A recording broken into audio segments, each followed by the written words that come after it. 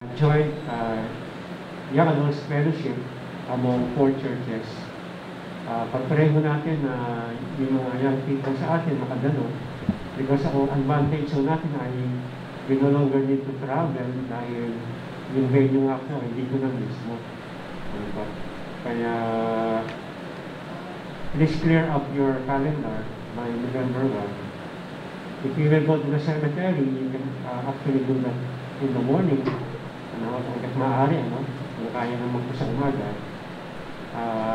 Or after the fellowship. Okay. I'm sure wala namang gusto pumunta ng gabi sa cemetery.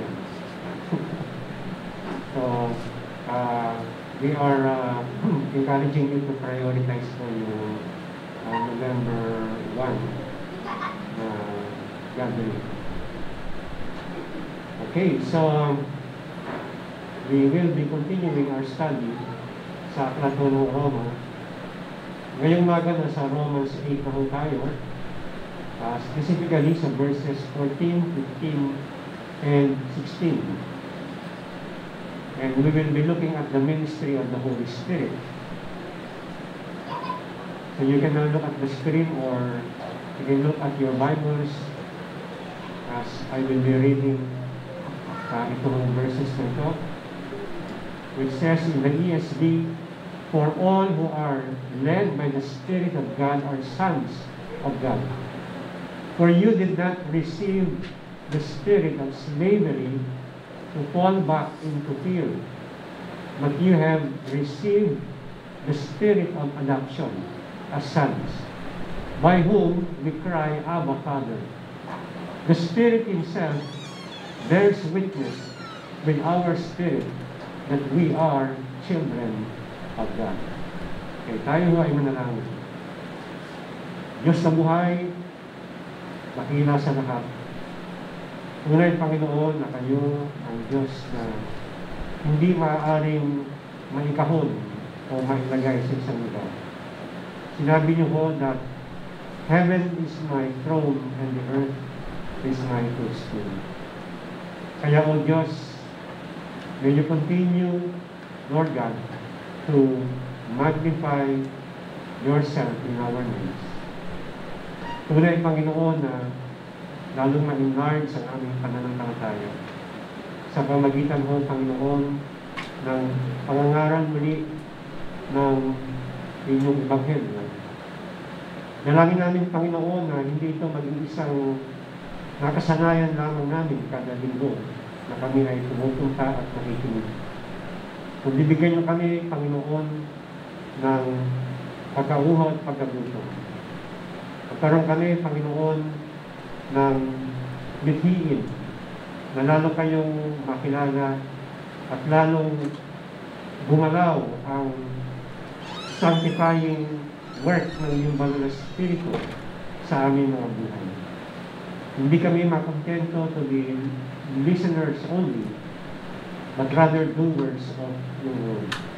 At hinihiling namin, Panginoon, na sa lahat ng aming mga mapag-aaralan ay tunay o Diyos na hindi namin ito makaligtaan.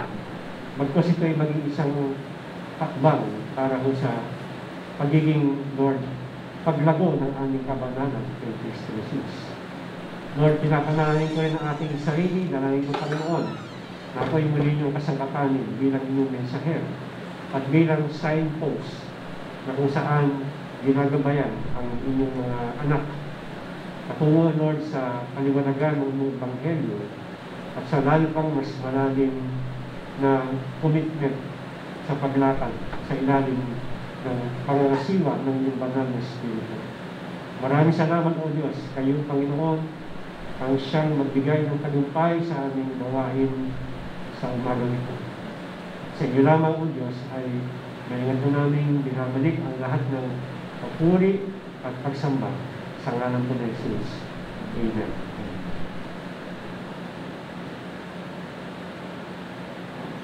Alam mo natin na si Jesus ay nabubuhay sa bawat mga believers, sa bawat mga Christians, sa pamamagitan ho ng tinatawag na indwelling presence ng banal na Espiritu. the indwelling presence of the Holy Spirit. Sa pagkasalukuyan, alam din mo natin na si Kristo ay nakaupo sa kanang kamay o kanang trono ng ating Ama sa langit. Sa kanyang glorified body, nandun po siya sa trono sa kanan ng kanyang Ama. At yung kanyang glorified body rin ang siyang darating sa katapus-tapusan ng mundo. Ngunit sa pagkasalukuyan, si Kristo ho ay namumuhay, indwelling the believer sa pamamagitan po ng third person of the Trinity. At yan po ay walang iba kundi ang banal na Espiritu. Kaya ho, sa Roma 8 verse 9, yung Holy Spirit ho ay tinutukoy na the Spirit of Christ. Nadaanan mo natin yan. Kaya ho, ang banal na Espiritu ay nagbibigay ho sa atin ng kabuuan o what we call the fullness of Christ. In fact, the Holy Spirit is the representative of Christ here on earth. It is not any human being. It is only the Holy Spirit. Kaya ho, even in verse 14, He is referred to as the Spirit of God. Siya ay isinugo galing sa Diyos, nang sa gayon, ang Diyos ay nangahan ng buong-buo sa bawat buhay ng mga Kristiyano. Ngunit, meron hong present ministry ang banal na Espiritu. Siya ay isinugo dahil meron po siyang napakahalagang function and ministry sa buhay po natin. At madalas, hindi mo natin na naiisip, hindi naman kaya nakakaligtaan mo natin na sa buong panahon ng bawat araw ng ating buhay, bawat minuto ng ating pang-araw-araw na buhay, ang banal na Espiritu ay lumilikha ng mga bagay para tayo ay lalong makabanal sa ating paglalakad sa Diyos. Makapangyarihan po ang banal na Espiritu na siyang gumagalaw sa ating mga buhay. Kaya ho, sa next slide, makikita ko natin dito na ina-address ni Paul sa verses 14, 15, and 16 yung three distinct ministries ng banal na Espiritu. Which are of course interrelated po sila. Dahil nanggagaling po yan sa iisang galaw ng banal na Espiritu. And the Holy Spirit is actively producing those things sa buhay po natin.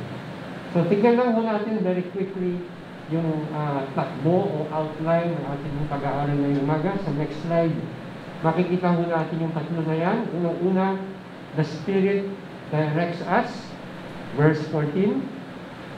Pangalawa, the Spirit frees us or liberates us, nasa verse 15 yan. At yung panghuli, talking about the Spirit reassuring us, na nasa verse 16. So, yan po ang isa-isahin po natin titignan sa pag-aaral po natin ngayong umaga. So, unang-una po, sa next slide, we can see in verse 14 that the Holy Spirit directs us. Anong sabi ng verse 14? For all who are led by the Spirit of God are sons of God.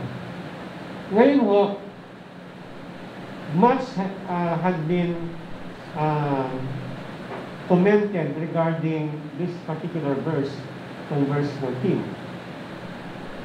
Marami ang nag-i-interpret na ang ibig daw sabihin nito that those who are sons of God are being led by the Holy Spirit. Ang nangyayari ho ay ang pagkakaunawa nila, ito ay isang subjective or isang mental impression or prompting, pag-uudyok na pinoprovide daw ng Holy Spirit para ang tao'y magbigay ng mga desisyon, gumawa rather ng mga desisyon sa kanyang buhay. Now, madalas ito ay medyo delikado because when you are subjective, it can lead to erroneous thinking and wrong decisions in life. Kaya nga po, meron tayong scripture So can you imagine, brethren, if every Sunday, tatayo ako dito, at walang scripture, at sasabihin ko lang sa inyo kung ano yung feeling ko, kung ano yung gut feeling ko, kung ano yung opinion ko, kung ano yung understanding ko, kung ano yung aking pananaw sa mundo, kung ano yung tingin ko sa kondisyon ng tao, at kung anong tingin ko solusyon sa mga bagay na yan, di sana nag-hire na lang tayo ng psychologist every Sunday. O nag-hire na lang tayo ng isang economist, na isang politician, o na isang tinatawag na coach, life coach, para magtulong sa atin dito. Because the ministry of the church must be led by the Holy Spirit. It is not to be led by opinionated men, mga opinion lamang. Hindi ho yung human perspective or human philosophy. Hindi ho galing sa mga mental impression lamang or sa mga subjectivity natin. Because we all have our own prejudices. Ikaw. Meron tayong mga leanings. Ang banal na spirito ho, on the other hand, leads his children objectively. Of course, minsan po may mga orchestration ng mga circumstances, pero primarily, and please mark this, it is through the illumination and divinely clarifying scripture para maintindihan po natin. Because without the enlightenment and the illuminating work of the Holy Spirit, yung ating sinful and limited minds will not be able to comprehend any spiritual truth from the Bible and from the gospel of Jesus Christ. Kaya mo,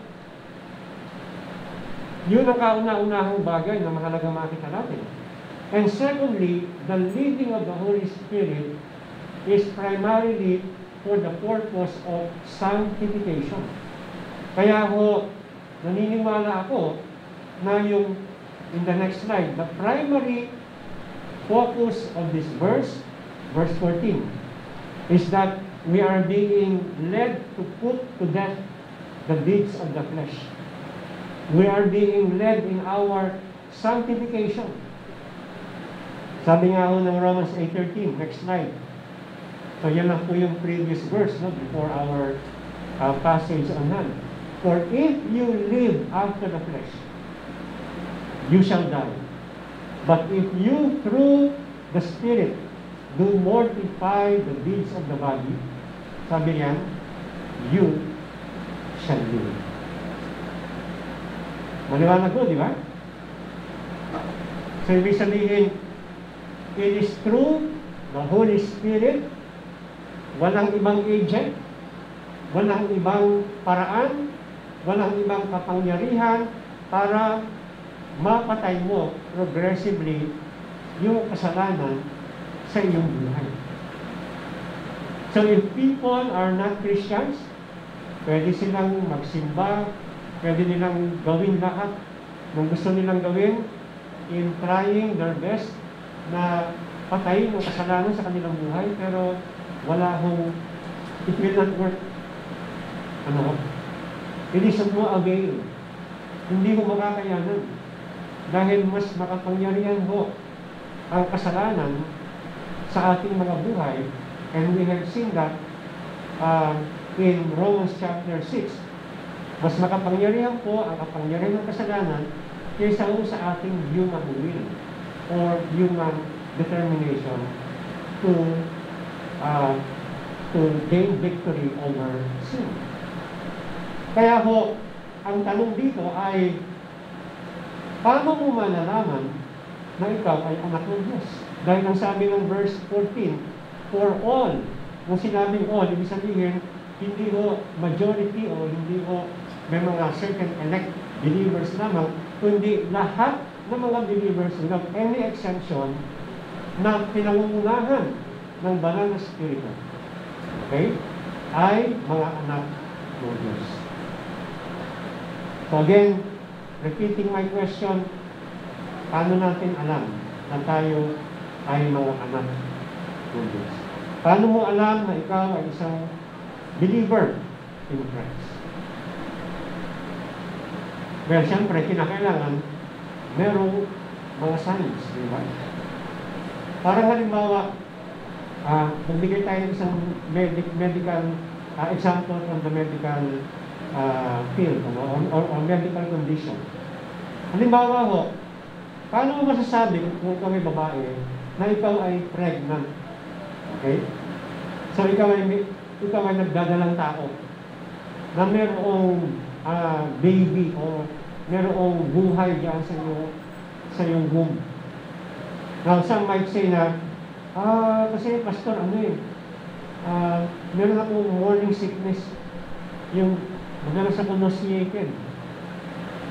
Or di naman kaya pwede nila sabihin na, napansin ko, lumalaki yung tiyan ko. Dati hindi naman. Pero habang tumatagal, lumalaki yung tiyan ko. Saka pastor, yung monthly period ko, parang wala siya. Na-delay. So, pwedeng magbigay ang isang babae ng mga ganong kadahilanan, or pwede pa nga niya sabihin na actually, pastor, nag-urine test na ako. So, doon sa urine test kit, lumabas doon na ako ay positive. So, paano niya nalaman positive? Siguro may dalawang duhit siya na nakita doon, na nagkaroon ng kulay. Pero, ang mga sintomas na yun ay sapat ba para masabi ng isang babae na siya nga ay talagang buntis?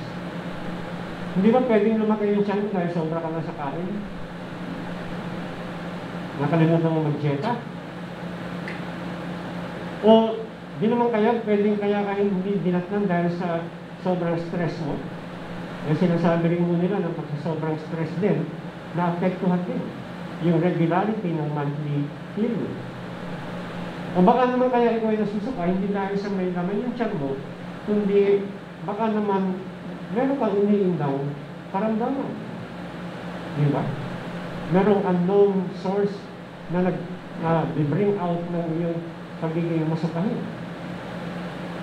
O baka naman kaya sinasabi mo, kasi sumasakit yung likod ko, di ba isang sign din yun na may ginadala kang bata. Baka naman meron kang bacterial infection. Kaya may sumasakit sa bandang likod mo. Hindi, pastor, yun nga eh, nag-urine test na ako. Yun nga, positive mo. Pero minsan mo kasi may mga sinisikret na hormones na dumadaan doon sa urine ko natin, na lumalabas doon sa mga test na yun. Pero hindi ibig sabihin na ikaw ay nagdadalang tao. Pwede ito ay isang molar pregnancy lamang, hindi siya talaga pregnancy na merong laman na baby yung tiyan mo.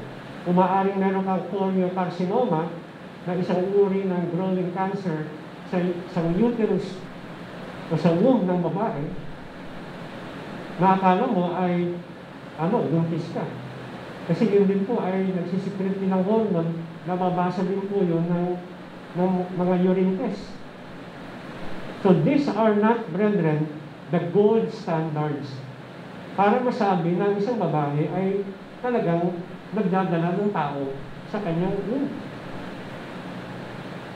Pinakailangan po yung pinaka-final test, sinasabi nila, ay yung ultrasound scan series. So, hindi lang isang beses, minsan kailangan po may mga series of ultrasound scan para malaman kung merong batang nag-grow doon sa loob ng sinapupunan ng isang nanay. So, yun po yung gold standard para malaman po.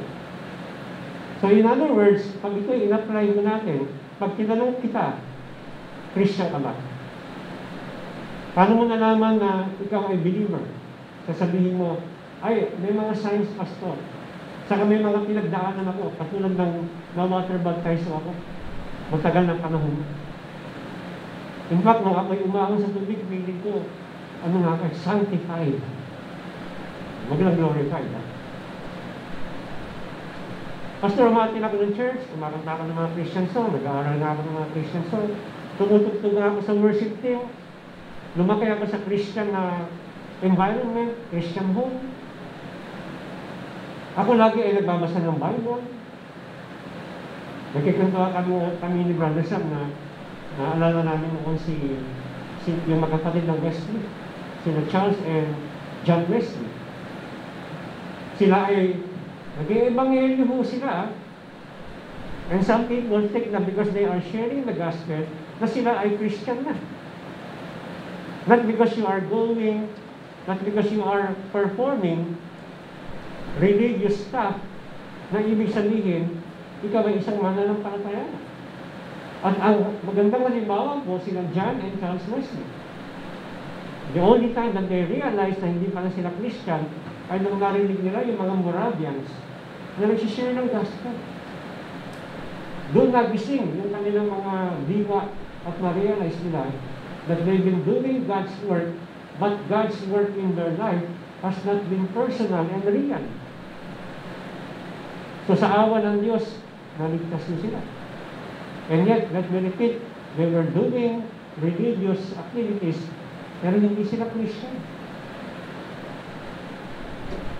You might act like a Christian, but it doesn't mean that you are a Christian. You might speak Christian lingo, pero hindi ibig sabihin na ikaw isang mananampalataya. Ano ho kinakailangan makita? How can we know? When we look at the next slide, you know when there is a progression of holiness and godliness and righteousness and Christ-likeness in your life. There will be less and less of sin and more of Christ. So habang tumatagal, lumalago yung pagmamahal mo. Hindi lang panlabas, kundi from your heart yung pagmamahal. Habang tumatagal, you become more humble. At yung pride ay unti-unting nasisira sa buhay. Habang tumatagal, you have more compassion and more mercy towards people. And more, you are becoming more obedient sa mga nababasa mo sa Biblia. And more, sa lahat ng ginagawa mo, you're always thinking how I can glorify God rather than glorify my own self. There is a progression, ulitin ko, of holiness, godliness, righteousness, and Christ-likeness in your life, and less of sin, more and more of Christ.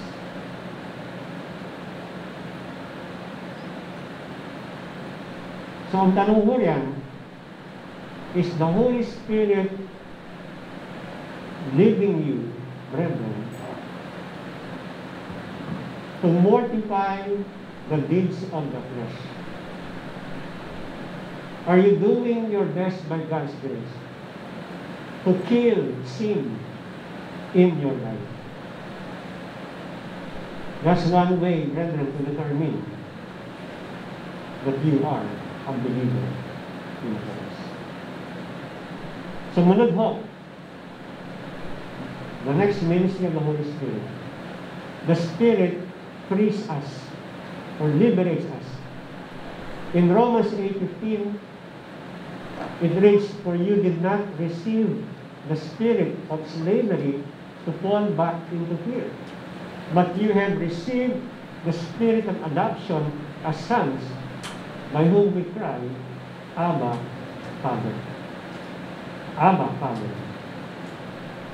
Tandaan mo natin na nung tayo ay hindi pa ho Christian, in reality, and of course, hindi mo natin alam to, but we are experiencing it every moment of our lives, that there is a spirit of slavery.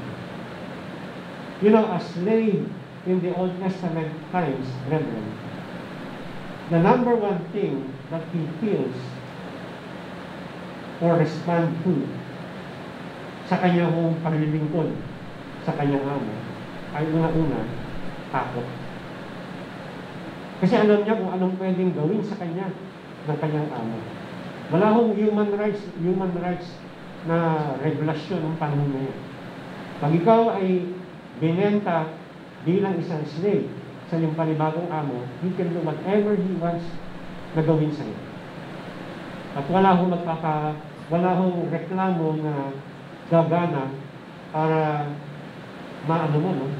Masabi mo yung iyong problema against your master. You can be treated like an animal. And when you do something wrong, pwede kang parusahan. Kaya yung mga slave they serve because of fear. They are trembling in the face of the cruelty of many masters. Kaya they are simply motivated by fear. If you are not a believer, what do you feel? Ang pakiramdam ito ay meron kang takot din. Bakit? Dahil alam mo sa iyong puso na kahit na anong gawin mo, you cannot really please God. At maaaring hindi alam clearly ng isang tao na he is under the judgment and the wrath of God. Bakit ang mga tao they are afraid to die or even talk about death? Bakit iniiwasan po nila ang topic ng kamatayan? So ngayon All Saints Day, All Souls Day. So we're remembering our departed loved ones. Pero ayaw mo natin pag-usapan yung kamatayan. Because people fear death. And even if people are religious and they say na they are serving God, there is a spirit of slavery. And that spirit of slavery actually is because hindi nila alam that they are under the slavery of sin and death. Pero sabi mo ng Bible, ngunit kayo, you believers, have received the spirit of what? The spirit of adoption as sons, by whom we cry, Abba, Father. Abba, Father. So dito makikita natin na nung sinabi mo ng Bible that we are indeed the sons of God.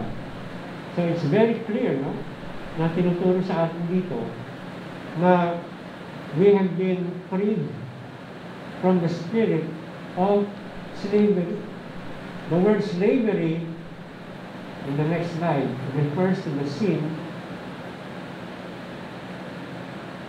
Ayun, hindi ko na-mix up yan. Slavery leading to fear again. The word slavery refers to the sin that mastered us before we were converted to Christ. Pero ngayon na kay Kristo na tayo, paalala mo sa atin ng Biblia na siyang ginawang paalala rin po ni Paul kay Timothy. In 2 Timothy 1:7, sabi niya, for God gave us a spirit not of fear, but of power and love and self-control. So we can see here, brethren, na we have been given, brethren, that reality. Kaya nung tinuro ng Panginoon yung disciples' prayer, hindi ba ang panimula ng prayer na yan ay ang mga katagang Our Father. Yun ay isang malaking sorpresa para sa mga apostol ng Panginoon. Nung narinig nila, dahil sabi nila ng Panginoon, can you teach us how to pray? At ang unang narinig nila sa bibig ng Panginoon, this is how you should pray, Our Father. Kasi nga, ang tingin nila sa Diyos, iba eh. Hindi nga ho nila masambit o hindi nga nila masulat yung kumpletong pangalan ng Diyos na Yahweh.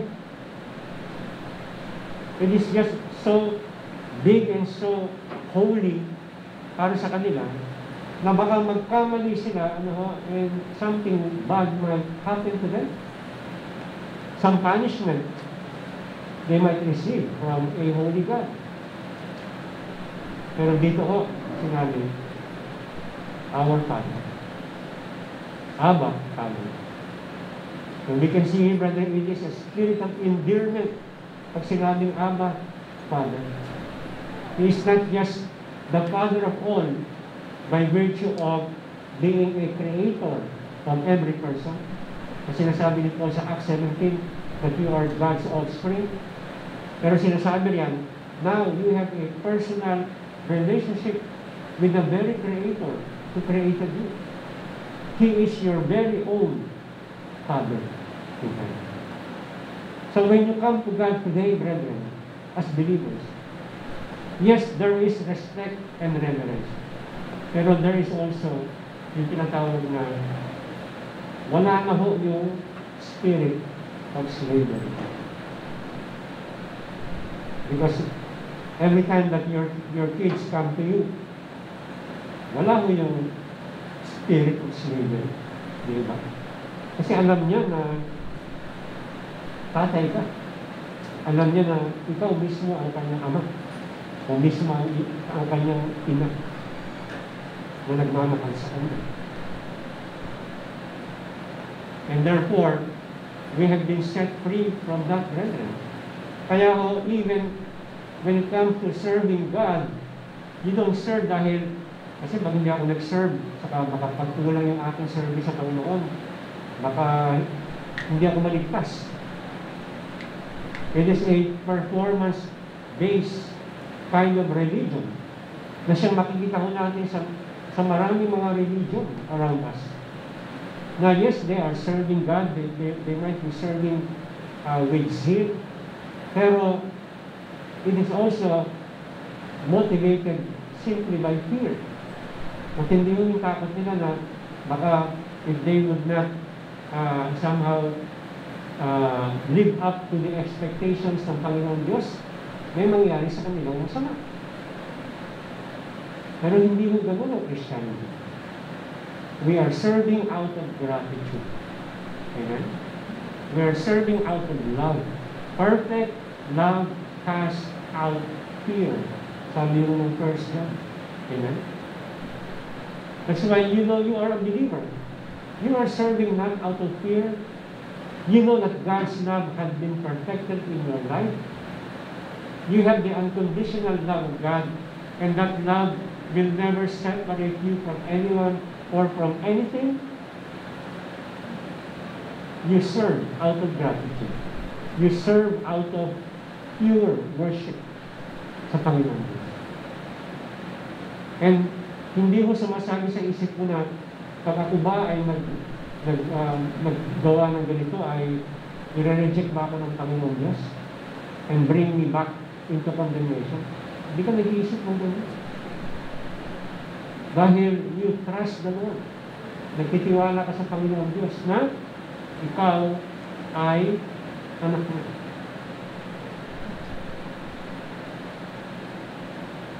So sinasabi mo rito, brethren, na tayo ho, we have received the spirit of adoption. Now in the next slide, mahalaga ho, no? We can see the importance of adoption. Sa Bible ho, may mga halimbawa. Magbigay lang po ako ng mga halimbawa ng mga adoption sa Bible. Unahin po natin yung case ni Moses.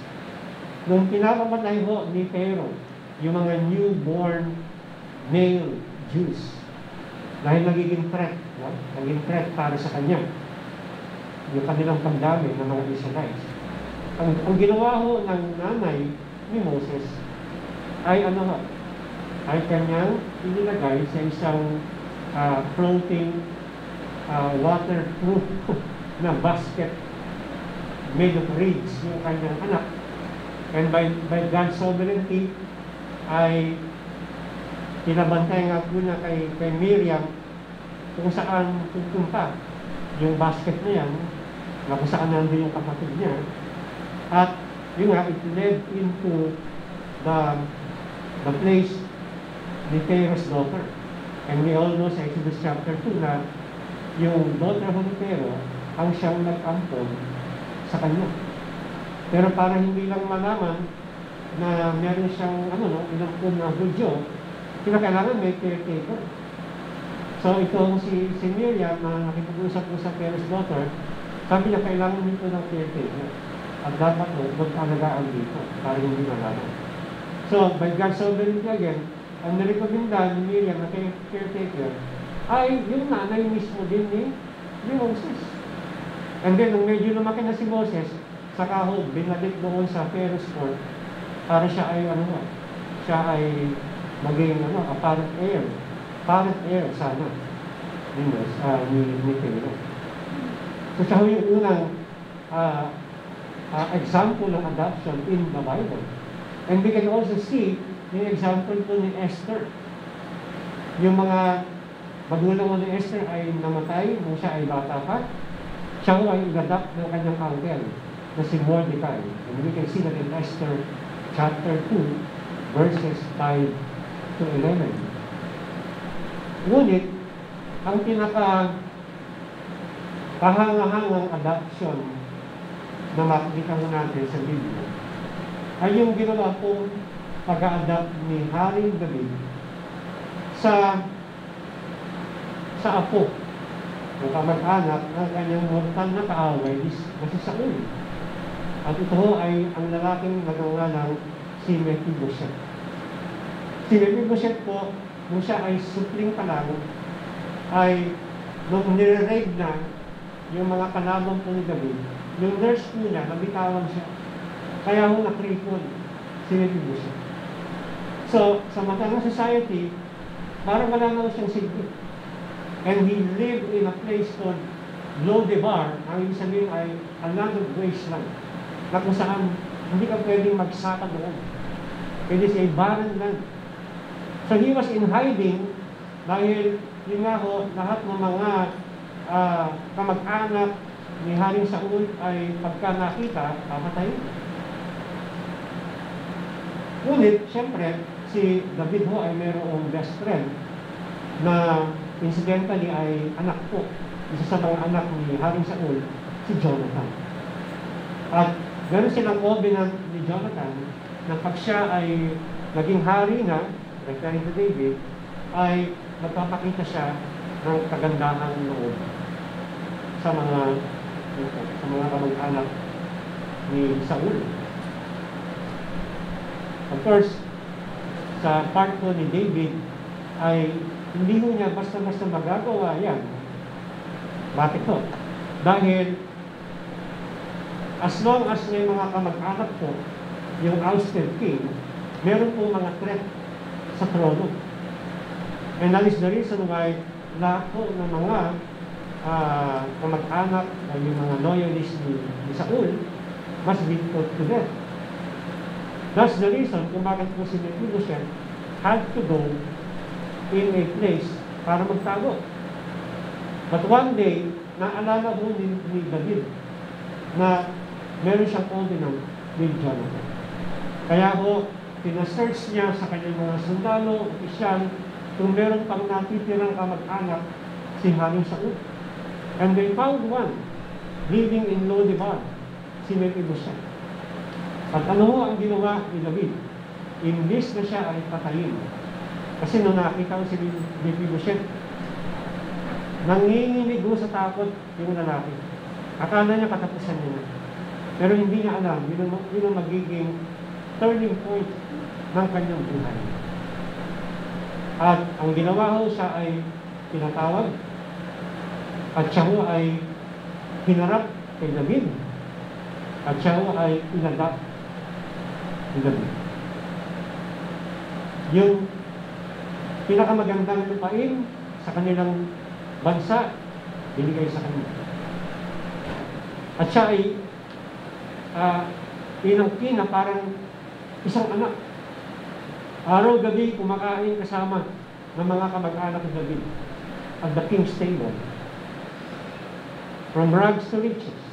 Ang sabi nga ni John MacArthur regarding this adoption na ginawa kay Mephibosheth, and I quote, "This is a beautiful picture of spiritual adoption, whereby God graciously and lovingly seeks out unworthy men and women on His own initiative and makes them His children solely on the basis of His trust in His true Son, Jesus Christ."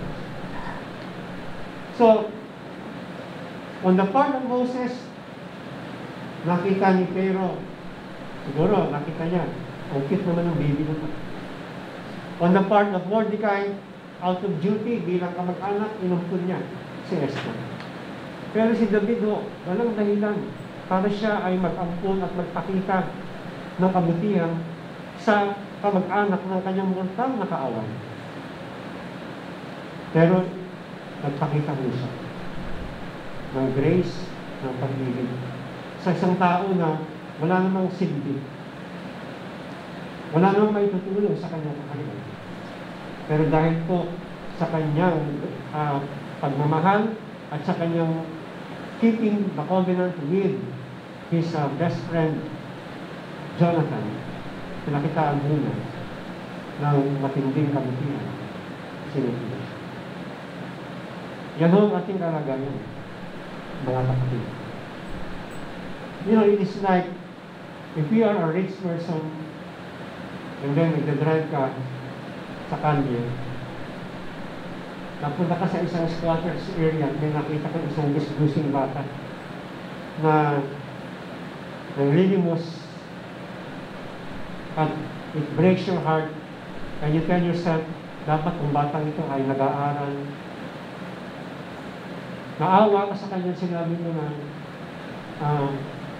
gusto mo ba na ampunin na kita? Meron akong pera, kaya kitang dalhin sa, kaya kitang pag-aralin, kaya kitang bilan ng mga damit. Pwede kang kumain ng sapat araw-araw. Pwede kang magkaroon ng sarili mong bahay at tulugan. At ang sagot ng bata ay, ano ba kinakailangan kong gawin? Wala kang gagawin. Maniwala ka lang sa mga sinabi ko sa iyo. Hindi yung ba't yun lang ang kailangan po natin? Pag sinabi ni Kristo na ikaw ay aking pupulutin mula sa kumunoy ng kasalanan at bibigyan kita ng bagong pag-asa, at ikaw ay hindi na magiging kalaban ng Diyos kung hindi ikaw ay magiging anak na ng Diyos at magkakaroon ka ng buhay na walang hanggan. Ang hinihingi lang ng Diyos sa atin ay tanggapin natin yung ano ng Diyos.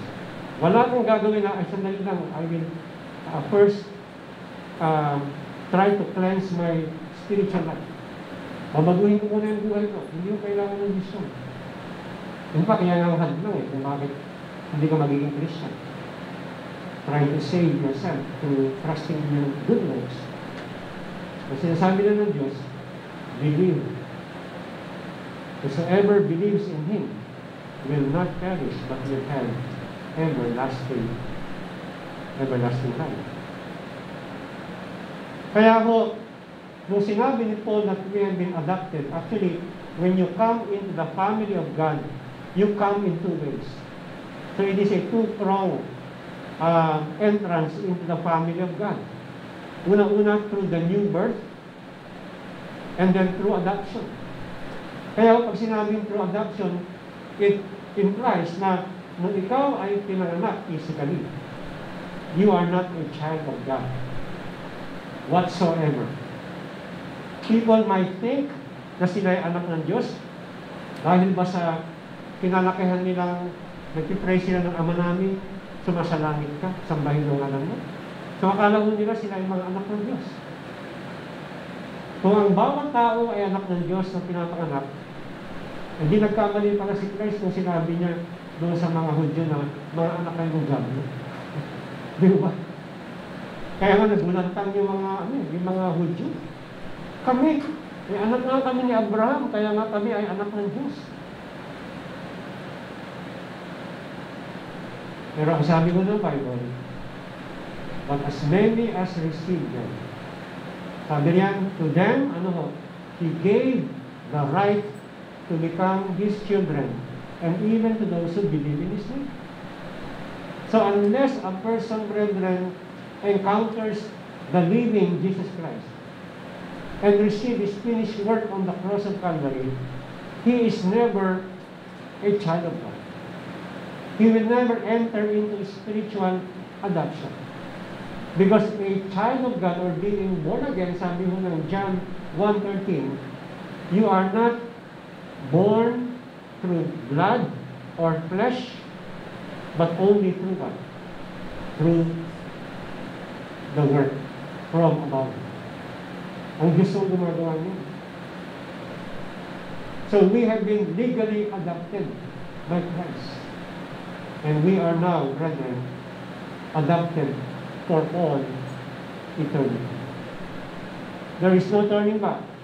Once you become a true believer in Christ, God will keep His promise that you are His child all the way.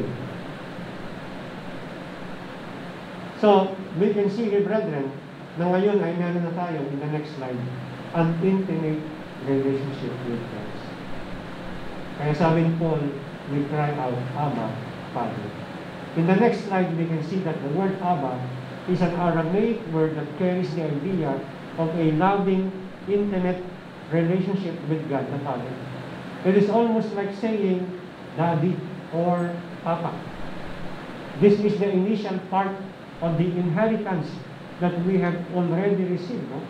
And we have a relationship with God that is close and intimate. Okay, close quotation from Pastor Steve Lawson. So, ito ho yung isang bagay na makikita natin dito. Kaya ho, ang sarap ng nanangin. Amen? Ang sarap po mag-pray. Because your prayer, your experience in prayer will only be as good, brethren, as the object of your communion. And who is the object of our communion? Well, it is our Abba Father. Sabi ho ni Pastor Jason Lim, next slide, in the past, you were in the spirit of bondage, bondage to sin, bondage to fears, bondage to guilt, because you never know you are right with God. You never know you can match up to God's requirements. And so you duck from God. But once you have repented and trusted in Jesus, the Spirit lives in you, and He is the Spirit of adoption. And out of that, He manifests an intimate, personal relationship with God. That's what He does. He enables you to cry.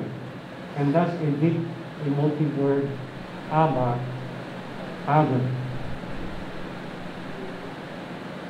Napakaganda hong damdamin ang mga salitang ito. Abba, Father. Okay, next, the last portion ng ating pong sermon, third outline, the Spirit reassures us. Verse 16, the Spirit Himself testifies with our spirit that we are children of God. So, the emphasis is upon the Spirit alone and no one else. Kaya sinabi yan, the Spirit Himself. So, who can, brethren, go against us? If the Spirit is for us, who can be against us? Diba? Nung sinabi ho, testifies with our spirit, next slide, this is actually in the present tense. Ibig sabihin, He is constantly bearing witness with our spirit, always confirming in our heart this truth, that we are children of God.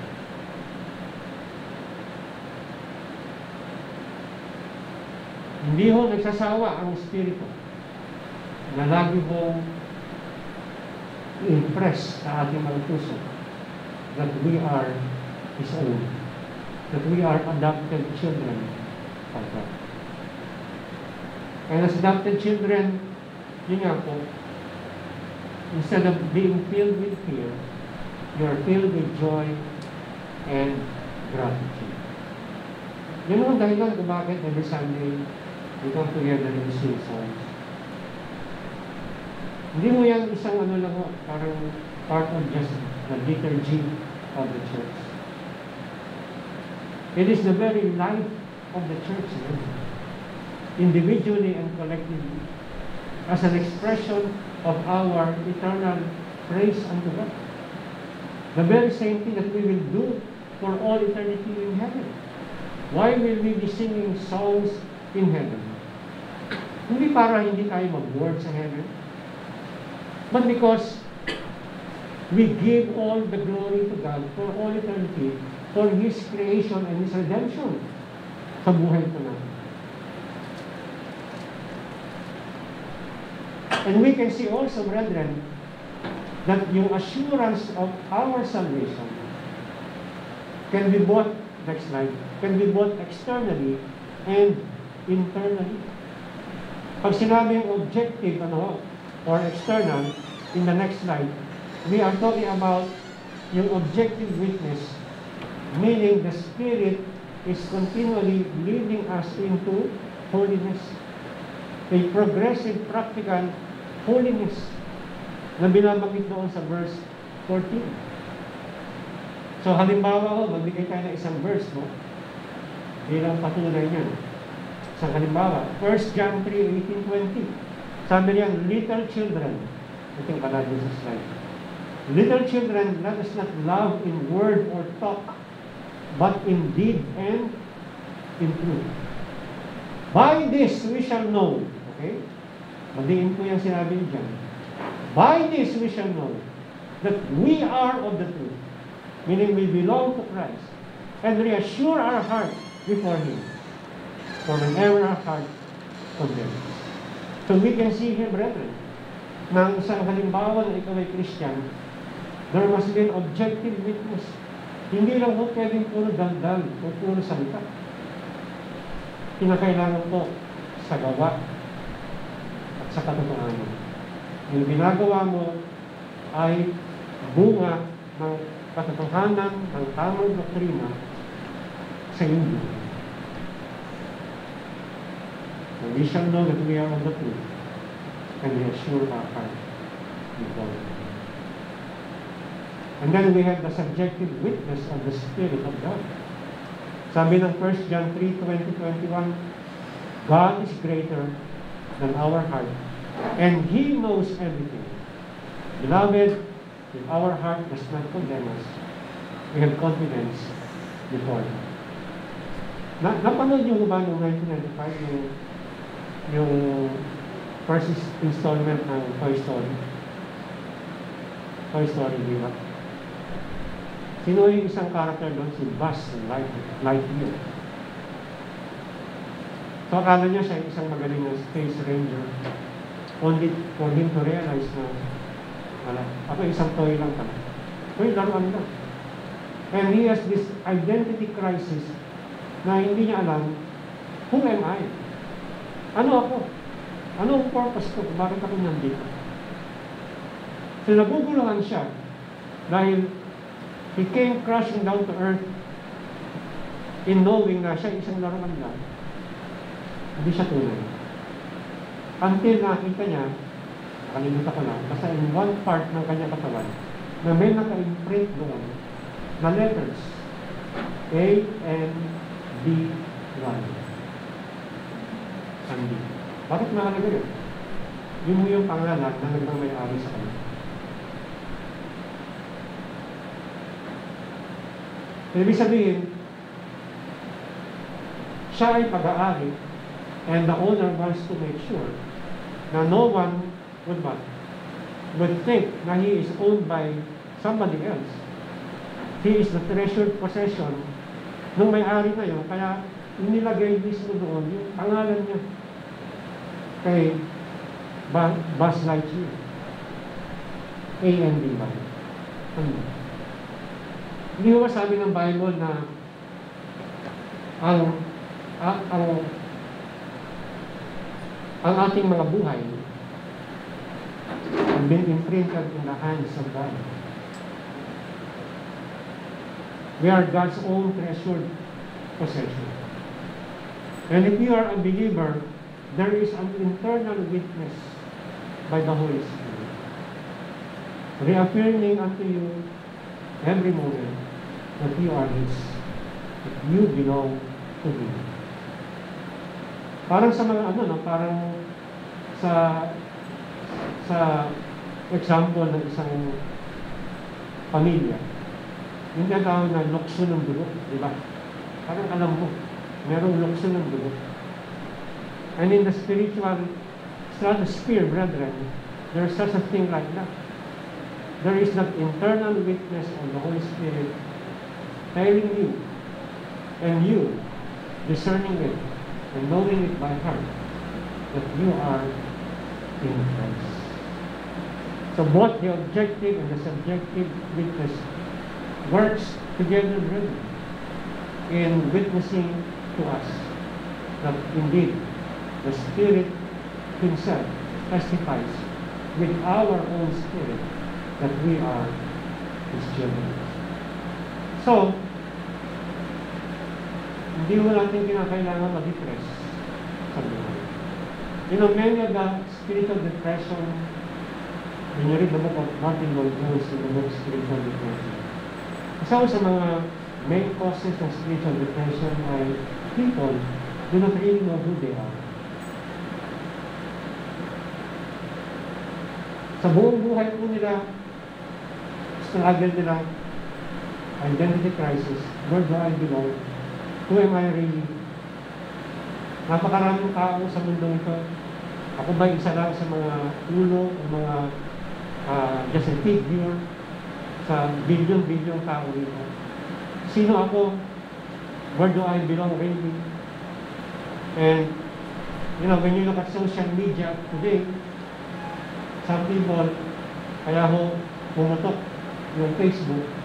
Kasi maraming mga tao, gusto nila marami silang kaibigan. And the more friends they have on social media, the better they feel. And the more people agree with their comments, and the more people like yung kanilang mga pinupost, they feel much better. Pero, you still go back to the same old haunting question, but where do I really belong? Where do I belong in life? Who am I really? Well, you might say, if I ask you, well, Pastor, I'm a lawyer, I'm a businessman, I'm a teacher, I'm a doctor, I'm a janitor, I'm a tricycle driver, or I'm a pastor. Ikaw ba talaga yun? Yan ba talaga ikaw? That is not your identity, by the way. Because time will come that you will retire as a teacher, and hindi ka na teacher. Time will come that you will retire from your work, so whatever title you think is your identity, maaaring mawala na sa iyo. But there's only one identity in life na hindi yun pwedeng mawala sa iyo. Even in the very last breath of your life, brethren. And what is that? Being a believer in Christ. That would settle all our inferiorities and all our frustrations and all our depressions, brethren, in life. Because that's the only thing that you will never be anxious of that can be taken away from you by people or by any unforeseen circumstances in life. That's the only thing that is set in stone in life. The only thing that cannot be removed from us. The Holy Spirit secures our salvation. Binabanggit nga po sa Ephesians chapter 1. And He testifies Himself, even with our own spirit, that we are God's children. In the next slide, let me say that this message is not so much about what you will do for God. Hindi yung kung anong gagawin ng para sa Diyos. It is about what God has already done for you. Ano bang ginawa na ng Diyos? You have been beautifully adopted in His family. Yan ho, kapangyarihan ng Ebanghelyo. The power of now, right now, you can say, if you're a believer, I am loved, I am accepted, I am God's child. So realize today that you have a new family. You have been born into a new family. Kaya nga ulitin ko yung halimbawa ko kanina, just very quickly. Kung meron isang batang adyo, na yung batang yan ay abused, neglected, rebellious, matigas ang ulo, at meron isang mayaman, makapangyarihang tao, na nakita yung batang yan, naawa, at sinabi sa kanya, gusto mo sumama sa akin, gusto kitang iligtas sa ganitong klaseng hindi magandang buhay, sumama ka sa akin, bibigay ko lahat ng pangailangan mo for the rest of your life, wala ka ng ibang kakailanganin pa. I will give you a wonderful home. You will have brothers and sisters who will love and care for you. I will be a father to you, and everything I have will be yours. And when the boy says, ano kong gagawin ko para makuha ang lahat ng mga yan? Wala kong gagawin. Maniwala ka lang sa akin. Iwanan mo yung dati mong buhay, sumama ka sa akin, and you will have a blessed family. That is the spirit of God. If you are not a believer, brethren, will you stay in the shackles of sin and in the prison of darkness? God is offering something better. If you remain to stay in that way, let us not forget the message of the book of Romans. You are under the wrath of God. And the wages of your sin is second death. So what will you choose, then? Will you choose and prefer to be an enemy of God for the rest of your life? Or will you choose to be reconciled to God through the cross of the Lord Jesus? Will you choose, brethren, to reap the consequences of sin? Or will you choose to be a beneficiary of salvation and the spiritual benefits that go with it? I pray that before this service ends, you will choose the better path. Let's pray. Hallelujah. Father in heaven, sambahin at purihin ka.